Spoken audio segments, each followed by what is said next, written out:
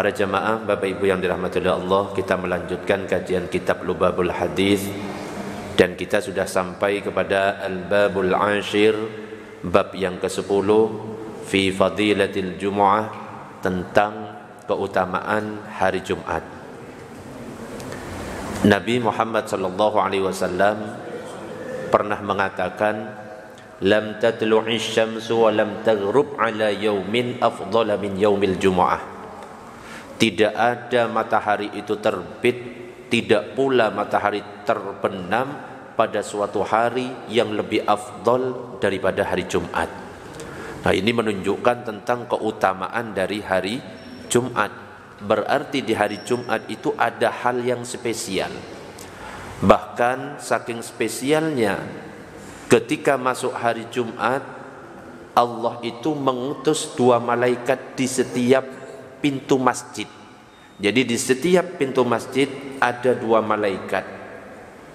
Apa tugas 2 malaikat di setiap pintu masjid itu? Mencatat orang-orang yang datang awal ke dalam masjid di hari Jumat. Yang mana dikatakan fal awal, kalau misalkan ada orang yang datang pertama, karojulin qarraba badanah, maka dia itu seperti orang yang berkorban unta. Berikutnya yang datang, maka dia itu seperti orang yang berkorban sapi. Berikutnya yang datang, dia itu ibarat orang yang berkorban kambing. Berikutnya yang datang, ibarat orang yang berkorban ayam. Berikutnya ada yang datang, ibarat orang yang berkorban marmut. Ya enggak lah, cok ngarang iki. Telur. Jadi semakin awal kita datang ke masjid di hari Jumat, apalagi menempati shaf pertama, maka semakin besar pahalanya. Allahumma shalli ala sayyidina Muhammad. Makanya dalam kitab Lubabul Hadis dikatakan, wa qala sallallahu alaihi wasallam, Nabi bersabda, sayyidul ayyam yaumul jumu'ah. Penghulu hari itu adalah hari Jumat. Apa yang dimaksud dengan penghulu hari? Huwa min afdhalil ayyam, yaitu hari Jumat itu termasuk hari-hari yang utama. Kenapa kok hari Jumat ini dikatakan sebagai hari yang utama? Ada 5 hal penyebabnya. Apa saja? Ternyata dikatakan di sini, fihi khalaqallahu Adam. Di hari Jumat Allah menciptakan Nabi Adam pertama. Yang kedua adalah wa fihi ahbata minal jannah ilal ardi. Di hari Jumat pula Allah itu menurunkan Nabi Adam dari surga ke bumi. Wa fihi tuwaffiya. Di hari Jumat pula Allah mewafatkan Nabi Adam. Wa fihi sa'atun, dan di hari Jumat itu ada satu waktu la yas'alul abdu fiha, di mana seorang hamba itu tidak meminta kepada Allah di hari Jumat itu, di waktu itu, illa a'tahu, kecuali Allah akan mengabulkan permintaan itu. Malam yas'al ithman au qati'atar rahim, selama dia itu tidak meminta hal-hal yang berhubungan dengan dosa atau memutus silaturahim. Jadi di hari Jumat ada satu waktu yang mana kalau kita meminta kepada Allah dikabulkan oleh Allah, selama kita tidak meminta hal-hal yang berhubungan dengan dosa. Wa fihi taqumus sa'ah, dan di hari Jumat itu pula hari kiamat itu akan terjadi. Jadi 5 hal ini yang membuat hari Jumat ini menjadi hari yang utama. Bahkan di dalam kitab Al-Jami'is Shaghir itu dikatakan, sayyidul ayyam indallahi yaumul jumu'ah, penghulu hari di sisi Allah itu adalah hari Jumat, a'dhamu min yaumin nahr wal fitr, lebih utama daripada Idul Adha dan Idul Fitri. Sampai dikatakan seperti itu, saking utamanya hari Jumat. Allahumma shalli ala sayyidina Muhammad. Wa qala sallallahu alaihi wasallam, Nabi bersabda, man igtasala yaumal jumu'ah, siapa yang mandi di hari Jumat, kufirat anhu dzunubuhu wa khatayahu, maka akan dihapus dosa-dosa dan kesalahannya. Dan ini adalah maksud dari hadis yang berbunyi man igtasala yaumal jum'ah, siapa yang mandi di hari Jumat, kana fi taharatin ilal jum'atil ukhra, maka ia itu dalam keadaan suci sampai Jumat yang lainnya. Ya, makanya dianjurkan di hari Jumat kita itu untuk mandi Jumat. Mandi Jumat itu bisa diawali setelah terbit fajar di waktu subuh. Yang paling afdol waktunya adalah ketika mendekati kita akan berangkat sholat Jumat, jam 10, jam 11. Itu afdol itu. Wa qala sallallahu alaihi wasallam, dan Nabi bersabda, inna yaumal jum'ati wa lailataha, sesungguhnya hari Jumat dan malam Jumat itu arba'atun wa ishruna sa'atan ya'tikullahu fi kulli sa'atin minha sittami'ati alfi atikin minan nar.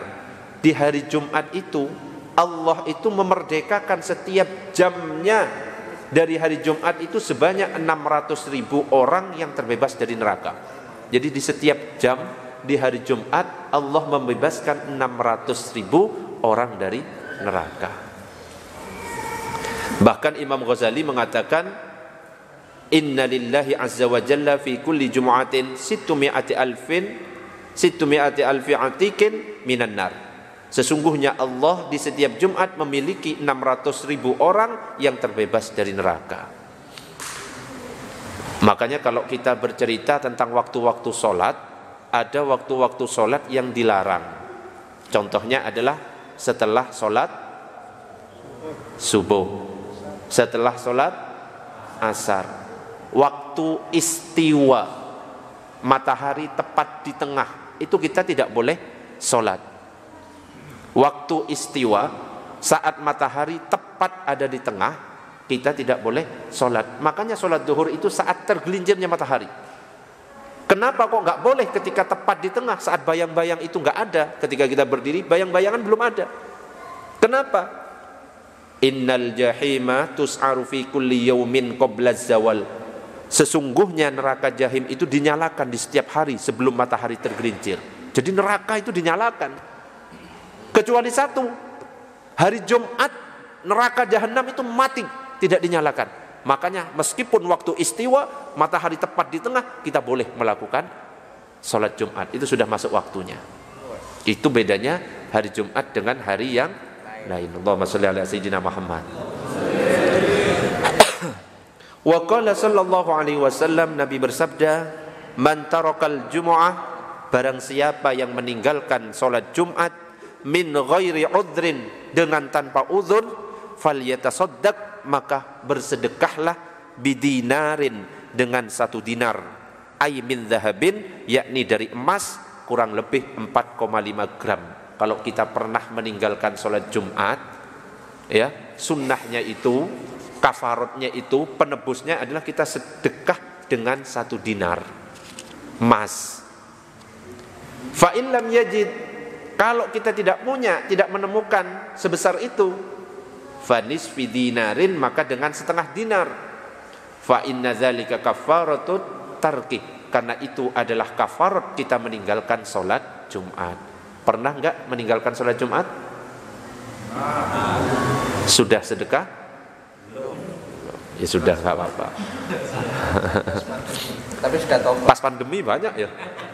Pas pandemi ini ditutup salat duhur ya. Wa qala sallallahu alaihi wasallam, Nabi bersabda, man taraka salasa jum'ain, siapa yang meninggalkan salat Jumat 3 kali, tahawunan biha, karena dia itu meremehkan, taba'allahu ala qalbihi, maka Allah akan menutup hatinya.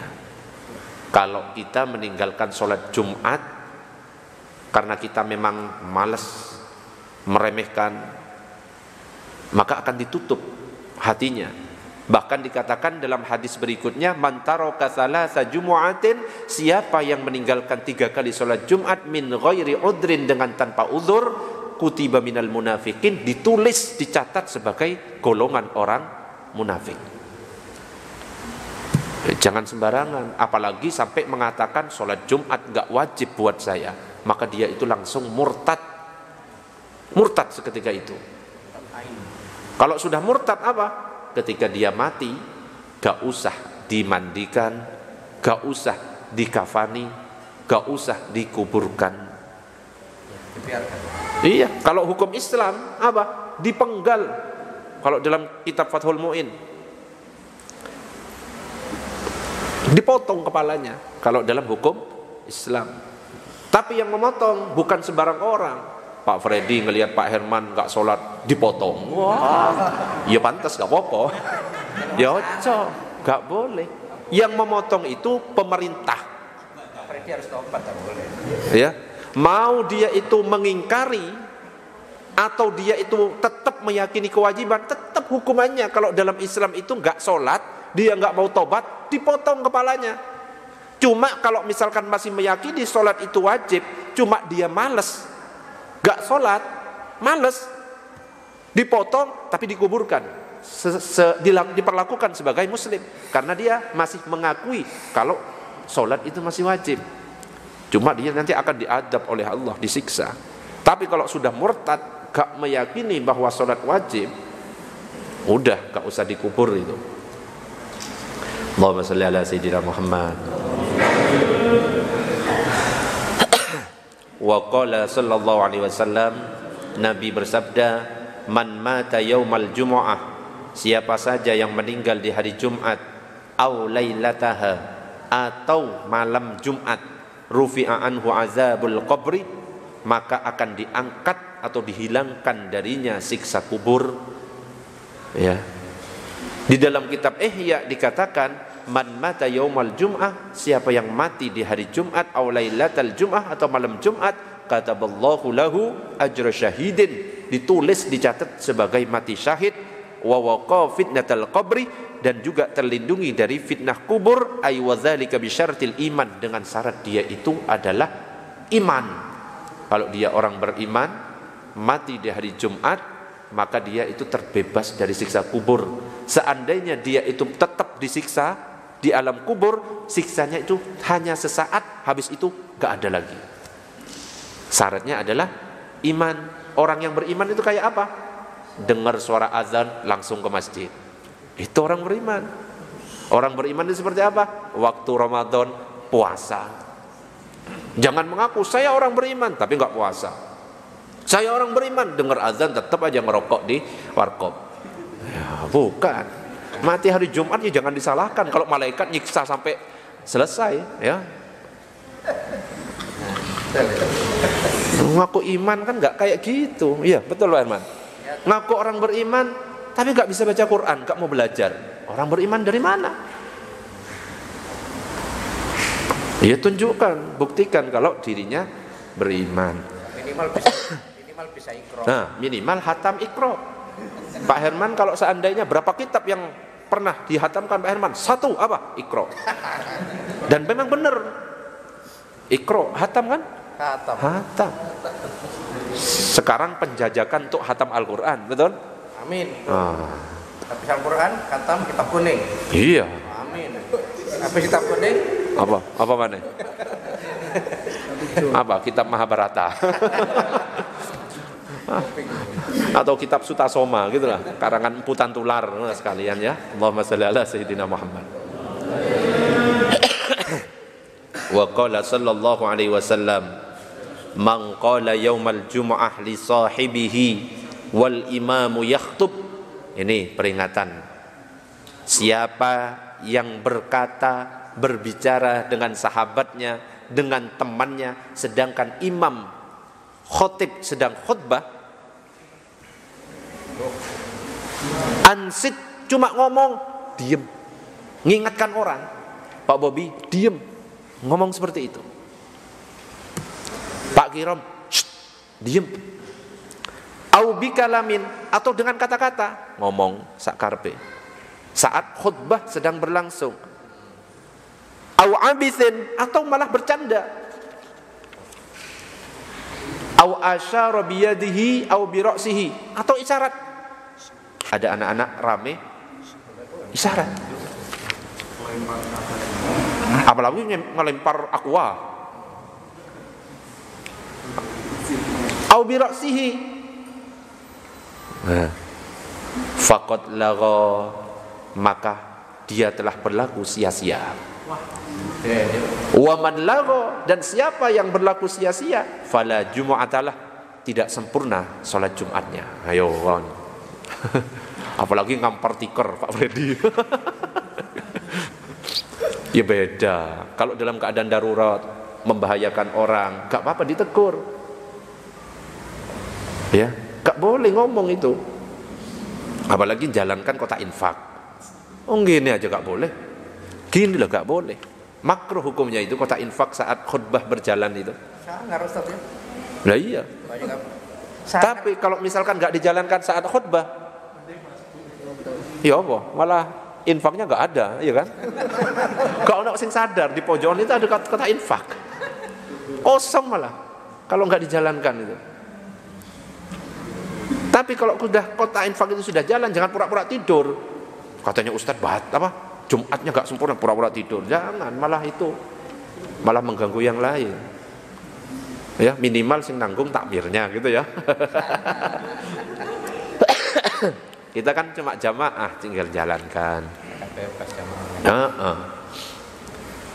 Man takallama yaumal jum'ah wal imamu yakhtubu fahuwa kamathalil himari yahmilu asfara.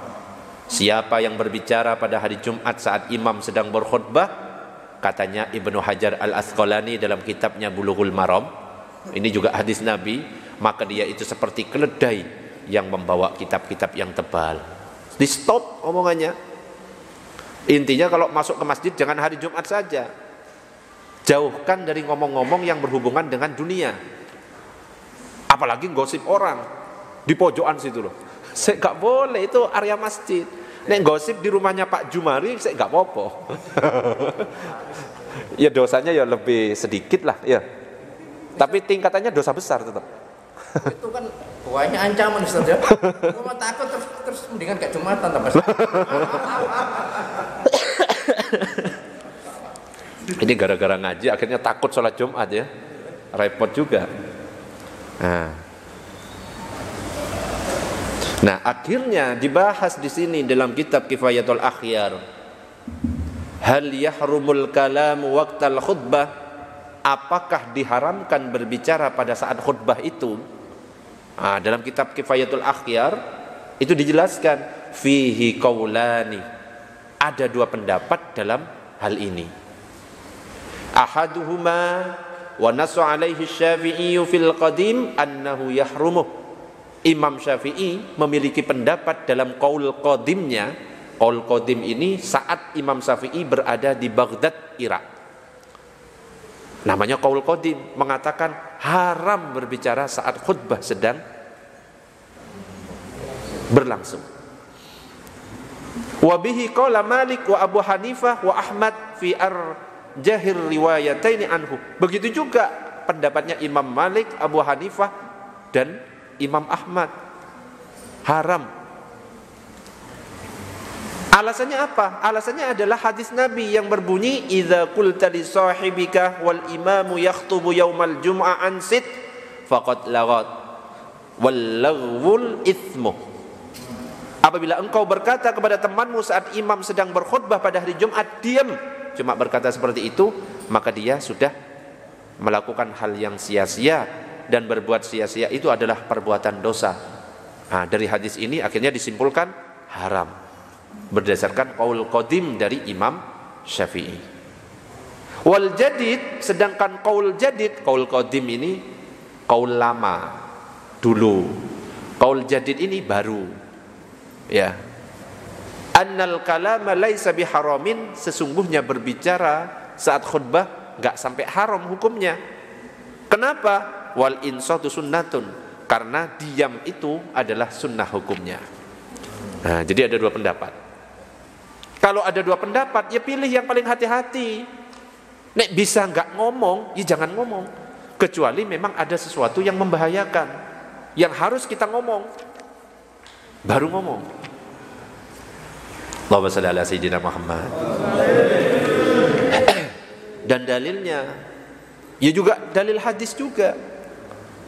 Nabi itu pernah berkhutbah, kemudian tiba-tiba ada orang masuk nanya kepada Nabi, kapan terjadinya Jumat? Itu saat Nabi khutbah Jumat. Kapan terjadinya Jumat? Kapan terjadinya hari kiamat? Kapan terjadinya hari kiamat? Orang-orang yang hadir di situ mengingatkan, cok rame. Nah, seandainya itu nggak boleh, pasti Nabi negur. Tapi Nabi ternyata jawab, apa yang kamu persiapkan? Wa ma a'dadta laha, apa yang kamu persiapkan untuk menghadapi hari kiamat itu? Kata Nabi. Maka orang itu mengatakan cinta kepada Allah dan Rasulnya. Maka Nabi mengatakan, kamu akan berkumpul dengan orang yang dicintai. Mudah-mudahan kita semuanya berkumpul dengan baginda Nabi. Amin ya rabbal alamin. Wa qala sallallahu alaihi wasallam, ghuslu yaumil jum'ah wajibun ala kulli muhtalimin. Bahwa mandi Jumat itu wajib. Di sini tulisannya wajib, tapi diterangkan di sini sunnah. Jadi dijelaskan oleh Syekh Nawawi Al-Bantani, maksudnya kata wajib di sini adalah sunnah bagi orang yang dewasa. Dianjurkan mandi wajib atau mandi Jumat. Wa qala an-nabiy sallallahu alaihi wasallam, Nabi bersabda, man adrakal jum'ah falahu indallahi ajru mi'ati syahidin. Siapa yang mendapat sholat Jumat, maka baginya di sisi Allah meraih pahala 100 orang wafat dalam keadaan syahid. Wa an Abi Hurairah qala, Abu Hurairah berkata, qala Rasulullah sallallahu alaihi wasallam, bahwa Rasulullah sallallahu alaihi wasallam bersabda, man adraka minal jumu'ah raq'atan, siapa yang mendapatkan 1 rakaat dari salat Jumat, falyusalli ilaiha ukhra, maka tinggal dia tambah 1 rakaat. Ya. Jadi kalau misalkan kita suatu hari telat karena uzur tentunya, ya enggak disengaja, kita sudah mendapatkan 1 rakaat salat Jumat. Apakah kita nambah jadi 4 rakaat salat zuhur? Enggak. Tinggal menambah 1 rakaat. Selama mendapatkan 1 rakaat. Atau kita masih mendapatkan rukuk di rakaat keduanya imam. Faham maksudnya? Rukuk, kita masih mendapatkan rukuk di rakaat kedua, kita tinggal menambah 1 rakaat. Tapi kalau sudah tidak mendapatkan rakaat, imam sudah sujud di rakaat kedua, maka kita nambahnya jadi 4. Faham semuanya? Allahumma shalli ala sayyidina Muhammad. Dan ingat, saat sholat Jumat itu syaratnya kalau mazhab Syafi'i 40 orang plus imamnya sudah 40. Jadi jamaahnya 39, 1 imam. Kurang 1 tidak cukup sholat Jumatnya, maka harus ngulang sholat duhur. Dan syarat dari sholat Jumat yang ikut itu jamaahnya harus mustautin, orang yang menetap di situ, bukan musafir. Bukan orang yang cuma numpang, nginep beberapa hari, mukim, bukan, tapi mustautin, dia sudah menetap. Anak-anak gak dihitung, perempuan kalau ikut gak dihitung. Jadi laki-laki menetap di situ jumlahnya 40 orang, gak tidur. Orang tidur gak dihitung. Hati-hati waktu tidur semuanya gak nyampe 40, ngulang sholat duhur. Leyeh-leyeh gak apa-apa.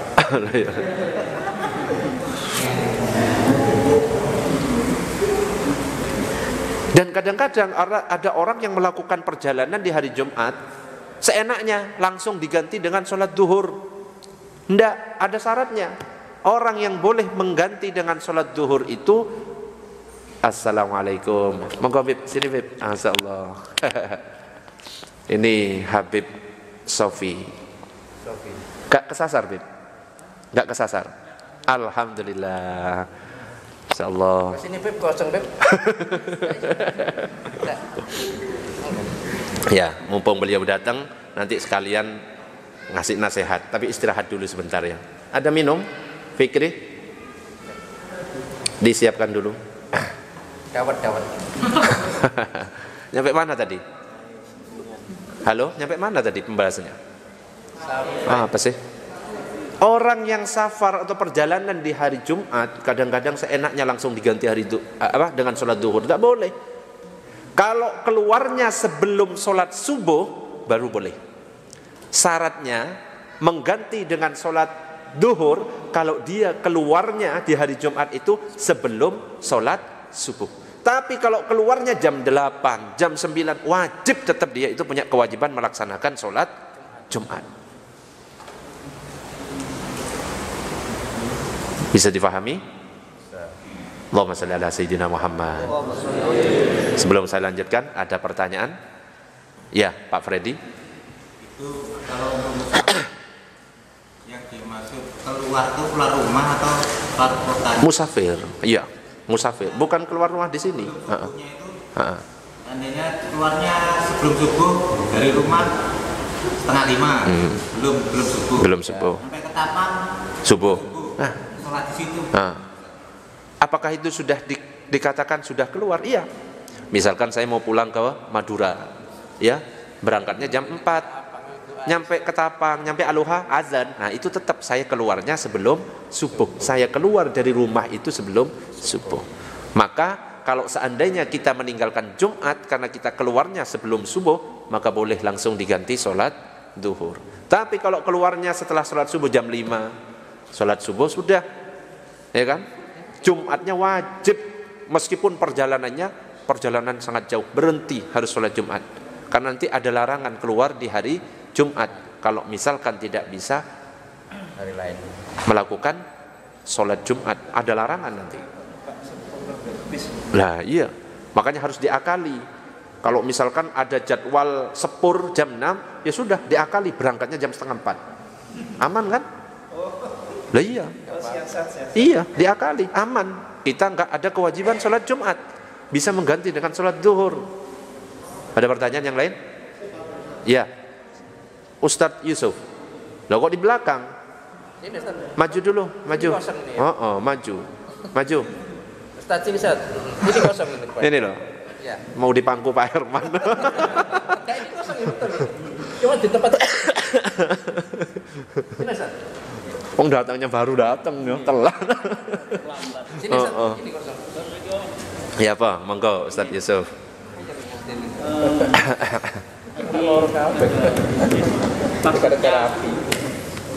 Maksudnya ansitu itu hanya dibatasi bil kauli atau bil fi'li.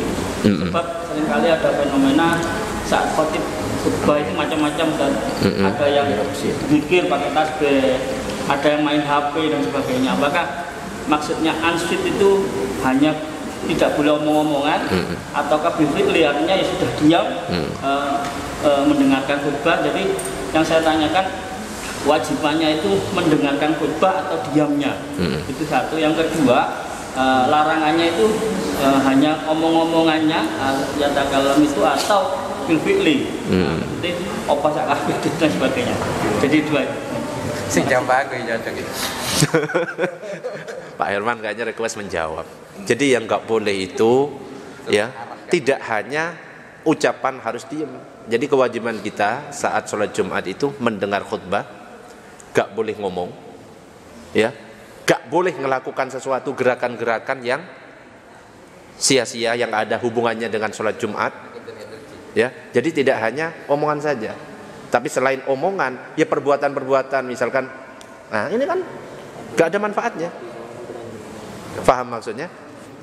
Jadi tidak hanya cuma diemnya saja. Jadi kewajibannya yang penting kita mendengarkan meskipun main HP, enggak, itu sia-sia semuanya. Ya, wong sudah dijelaskan ansitu wasma'u, diem, dengarkan, ya kan? Wa atiu rahimakumullah, suruh dengarkan, diem. Diemnya apa? Mulut, gerakan-gerakan yang tidak penting. Kalau cuma karena mungkin punggungnya sakit, ya kan beda gerak. Ada pertanyaan yang lain? Termasuk zikir. Termasuk zikir. Tidak boleh zikir. Dengarkan. Gak disuruh loh. Yang disuruh apa? Ansitu wasma'u, dengarkan. Gak disuruh zikiro, enggak. Kalau zikir sambil dengarkan kan dapat. Gak boleh. Gak boleh. Baca Al-Quran gak boleh. Dengarkan. Kalau misalnya uang saya jatuh, Pak Herman uangnya jatuh, saya bilang terima kasih, gak boleh ya? Gak boleh.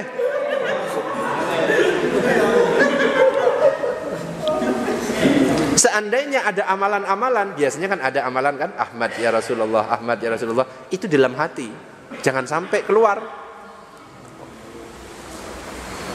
Disiplin banget ya. Luar biasa. Luar biasa ini. Semua orang. Ya, silakan. Bagaimana dengan yang ngurusi Jumatan, Pak? Yang ngurusi Jumatan. Di luar, masker habis, hujan, tiker kurang, soundnya kurang keras kan? Muter-muter itu. Itu termasuk darurat apa enggak? Ngurusi masker, ngurusi jamaah hujan, nyiapkan ini. Ya kalau memang itu termasuk darurat, ad-daruratu tubihul mahdhura. Darurat itu ya membolehkan, yang haram ya boleh. Kita nggak punya makanan yang ada di depan kita itu cuma babi. Kalau kita nggak makan babi mati, milih mati apa makan babi? Makan babi sekalian nyicipi ya. Saya pengalaman. Ada pertanyaan yang lain? Silakan Pak Son.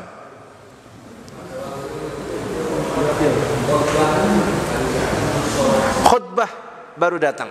Apakah sholat atau langsung duduk? Nabi memerintahkan ketika ada sahabat datang duduk, ditanya, kamu sudah sholat nggak 2 rakaat? Belum, sholat 2 rakaat, tapi ringan. Rukun-rukunnya saja. Ada yang beralasan, loh khutbah itu wajib, ini sunnah. Ya iki sing nyuruh Nabi. Yang nyuruh Nabi ikuti. Ya. Jadi sholat ringan. Sing dibaca apa? Fatihah langsung ruku sekali. Wis cepet ringan langsung fokus dengarkan. Nggak usah karena hafal Quran Al-Baqarah. Akhirnya khutbah selesai. Nggak usah ya. Monggo Pak Edi silakan. Ustaz tadi dikatakan itu minimal 40 jemaah ya. 40. Dan itu warga sekitar. Iya, warga yang menetap di situ. Plaza banyak pengunjung. Nah. Berarti sebenarnya tidak sah. Ya, belum tentu tidak sah. Banyak kadang-kadang di masjid di bandara, ya kan? Itu orang musafir semuanya itu di situ. Kalau di situ, kalau dalam mazhab Syafi'i tidak memenuhi 40 orang yang mustautin yang menetap di situ, ternyata ini semuanya musafir semuanya, maka tetap dilakukan sholat Jumat, tapi setelahnya karena tidak memenuhi, maka sholat duhur setelahnya. Itu. I'adah dengan sholat duhur. Kenapa? Gak memenuhi syarat sholat Jumatnya. Ustadz, yang ada cuma 12 orang. Sholat Jumat. Habis itu ulang lagi dengan sholat duhur. Makanya ketika pandemi, sini ditutup, kita sholat Jumat. Betul? Di sana jumlahnya 8. Kita sholat Jumat. Khutbahnya singkat 1 menit ya. Sholatnya lebih cepat lagi, setengah menit. Gak usah ditiru yang ini ya. Ini yang disenangi Pak Bobi masalahnya. Saya mengikuti jamaah. Makanya tarawih yang paling cepat itu ya di Nizar. Wis 8. Ya, ustadznya Ustadz NU, sholatnya 8. Saya dibaca kul huwai. Akhirnya cuma 10 menit selesai tarawih. Selesai, anak-anak wis main kabeh. Tapi bahagia, full semuanya. Ya. Jelas? Ada pertanyaan yang lain? Wis, cukup. Kalau warga kos-kosan kontrak itu menetap ya, termasuk ya? Itu mukim namanya. Bermukim ya? Beda mukim sama mustautin, ya. Aman. Jadi beda. Dan sholat Jumat dalam satu desa tidak boleh ada 2, cukup 1. Kalau misalkan ada 2 masjid di situ, maka yang sah itu yang mulai sholat duluan. Allahu Akbar, yang lain nggak sah semuanya. Itu kalau dalam mazhab Syafi'i. Tapi akhirnya ulama kontemporer mengatakan bisa sah kalau memang di masjid pertama itu sudah tidak muat jamaah. 1, sini kan sudah nggak muat jamaah kan. 2, kalau memang tidak bisa disatukan, satunya NU, satunya Muhammadiyah, akhirnya buat sendiri, akhirnya jadi sah. Itu ada kaul lagi nanti. Allahumma shalli ala sayyidina Muhammad.